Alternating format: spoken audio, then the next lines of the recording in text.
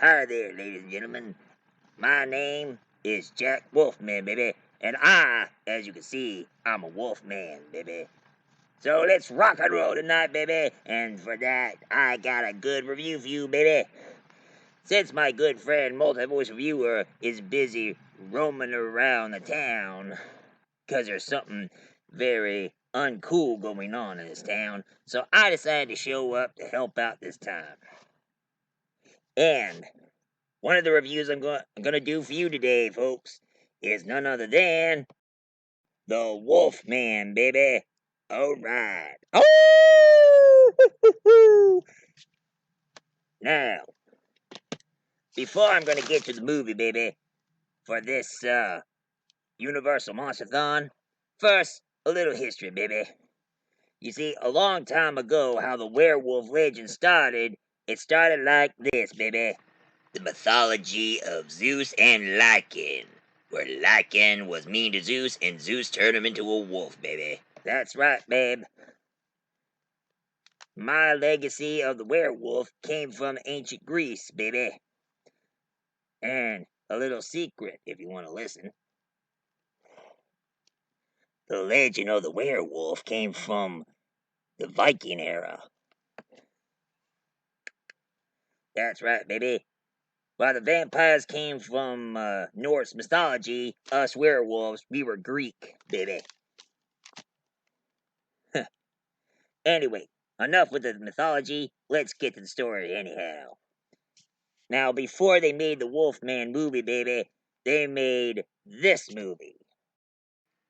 Werewolf of London, 1935. And that there was the very first werewolf movie they ever made. And of course, even though the movie itself was more of a Jekyll and Hyde thing than the werewolf legend, but they made a sequel, of course, and the sequel is none other than She-Wolf of London, 1946. That's right. Who'd have thought that the werewolf legend could pass down between brother and sister, baby? But now let's get to the legacy in hand with none other than the Wolfman itself, the one that started the legacy of the werewolf, baby. Now, the actor who played the werewolf is none other than the legendary actor himself. The cool cat around here is none other than Lon Chaney Jr. That's right, Lon Chaney Jr., the son of Lon Chaney Sr. Most people remember him as a man of 1,000 faces. With his unique makeup kit, he can change his face to any monster you can imagine. He can even play Scarface Gangster and the Foam Cripples, baby.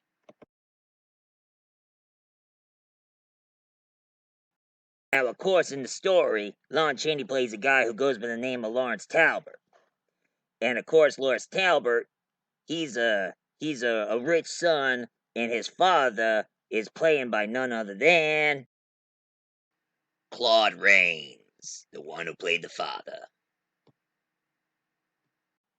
That's right, Claude Rains himself. Now, of course, Lawrence Talbot, he looked into his telescope and he found a very beautiful lady.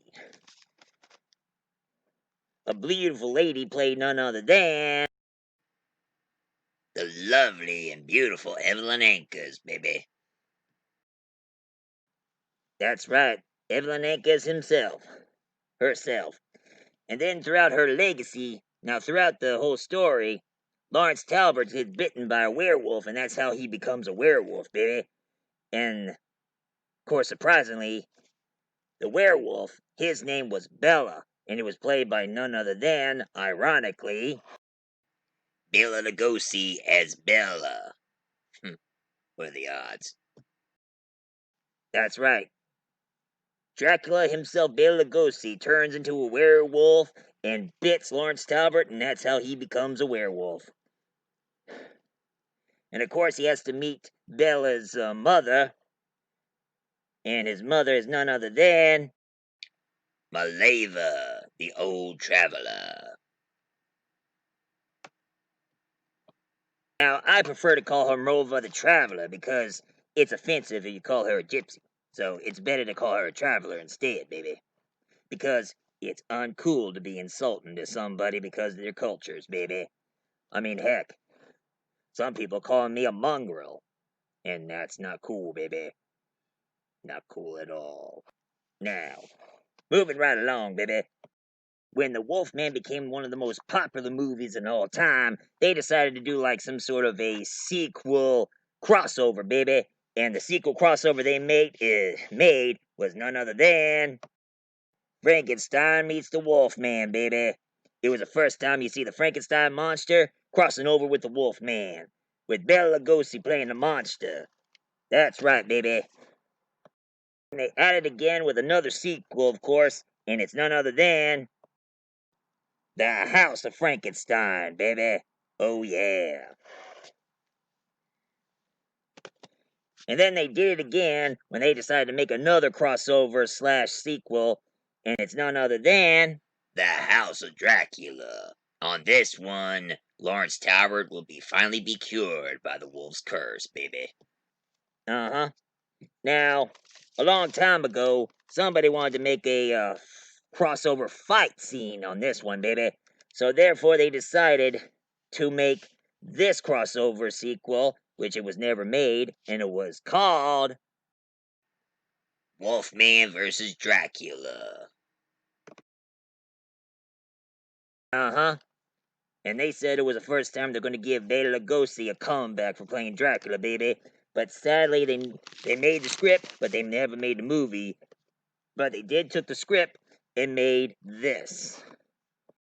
Abbott and Costello meets Frankenstein, where you have Lon Chaney Jr. playing the Wolfman, and Bela Lugosi as Dracula, and of course, Glenn Strange playing the Frankenstein monster, baby. And that is a bit of history to you, baby. But you can find the book of the script and read it yourself and see what you think about the movie, baby. Now, moving right along, baby.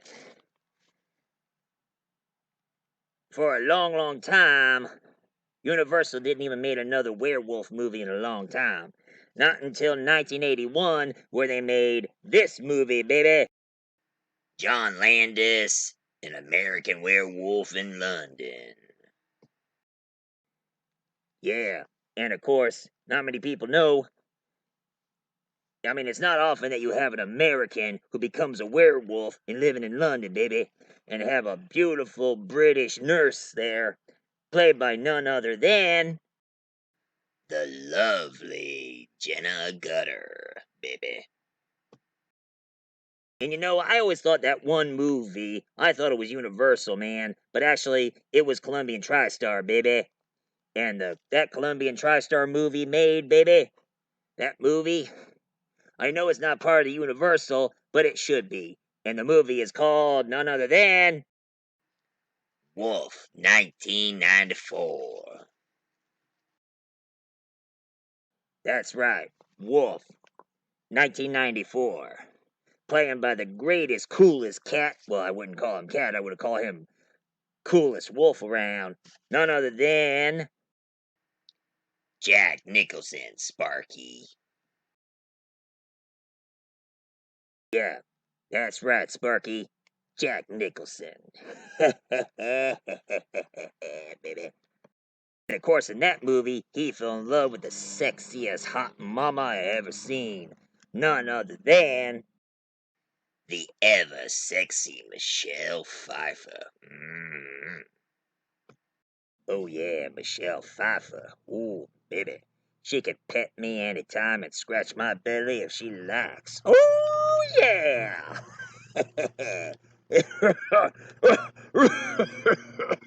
Oh gosh, baby. Oh man. Sometimes it's not easy being the oldest werewolf around these parts, baby. But anyway, the review must go on. Jack Nicholson has to go one-on-one with this uncool cat. This one bad guy here, none other than James Shafford, the big bad werewolf. Dang. That's right. James is the bad guy. He's the bad wolf, baby. Oh, yeah. But anyway, baby, moving right along. Later, Universal wanted to make a brand new horror movie, bringing back the old classic monsters. And it was before the Dark Universe, baby. They made that remake, and it was called none other than The Wolfman 2010. That's right. Back in 2014, they made that remake. Now, one thing I heard about that movie, it was good. I mean, it's not bad, but it's not good either. I mean, just like the Dracula Untold, but compared between Dracula Untold and that remake, Wolfman, it was a lot better than Dracula Untold, baby. That's right. And of course, on this remake, you have none other than Benicio del Toro as Lawrence Talbot, baby. That's right. That Hispanic actor, not Felicio, but Guillermo del Benicio del Toro, playing the Wolfman, baby. And of course, his love interest is none other than the lovely and underrated Emily Blunt. That's right. Emily Blunt, that British actress who is pretty lovely, pretty sexy, and very good actress, but being underrated, baby. That's not cool. And of course, you have and of course, he also has a father in this movie, but he turns out to be more sinister than you ever think, and he's played by none other than Anthony Hopkins. Yep, that's right. At least he doesn't say, I'll eat your liver with fava beans and a nice Chianti. That's just stupid, baby. Of course, you have this one really good actor from Australia. Now, he ain't no Agent Smith, but he's close enough. He plays a cop who's trying to stop the werewolf. And this cop is played by none other than Hugo Weaving.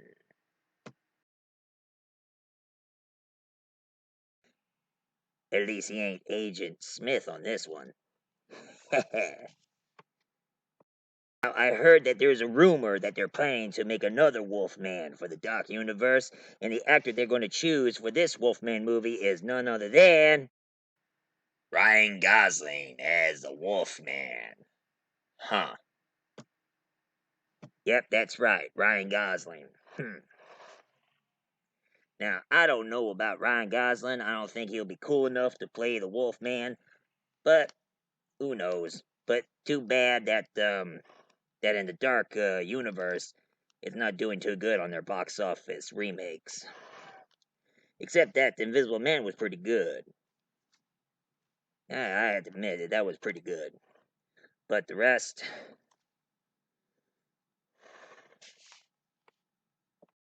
Now, there was another thing I want to talk about.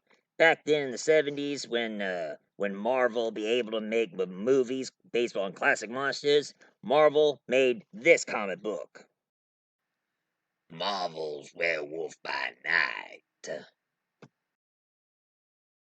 That's right, Werewolf by Night, where they turn one werewolf man who be able to become a superhero. At first, he cannot control the curse, but now he can control the beast with him. Kind of like what I do, baby. Yeah, that's right. And of course, some of you Marvel fans are going to mention this, but I'm going to talk about it. Yes, of course, I know about this. Captain America's Catwolf. Glory, glory, hallelujah. Who'd have thought that a World War II vet will become a werewolf? I mean, I just thought that, how about Wolverine becomes a werewolf instead of Captain America? I mean, having Captain America as a werewolf is stupid, baby. They should have Wolverine become a werewolf. Some of you know about the Dale comics. They made these Wolfman comics that Dale made. Dale Comics of the Wolfman. Once started as a monster, now turned into a superhero spy with a pet wolf. Imagine that. But now I hear they're gonna do something more humorous, more funny now. They're gonna make this comic book right here. Bubba the Redneck Wolfman. Who thought of a redneck of a werewolf? Dang, who would have thought about a redneck werewolf, man? At least well, of course, I'm more like a cool werewolf man myself. I prefer to be cool the old-fashioned 50s way, baby. That's my style.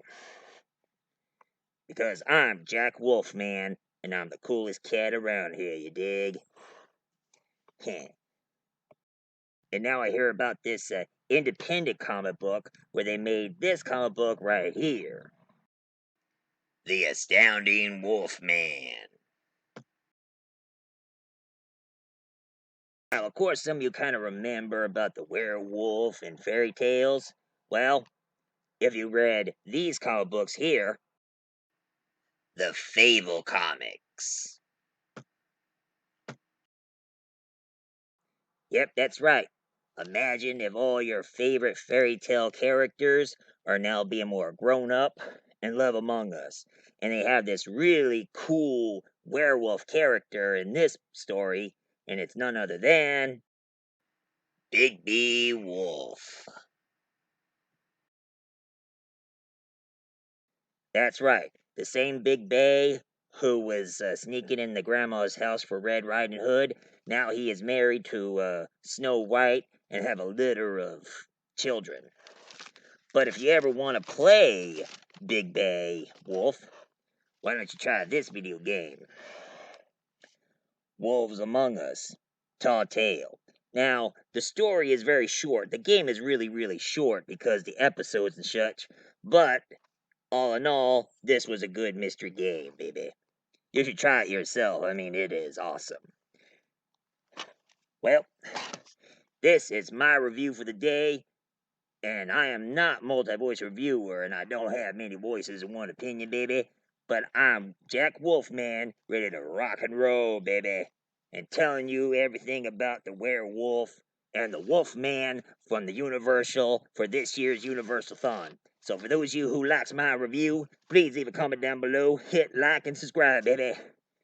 And if any of you just can't get enough of me, give me a call, baby, and I'll rock and roll. Yeah. Now, if you excuse me, I think I see a rabbit over there. So, please excuse me.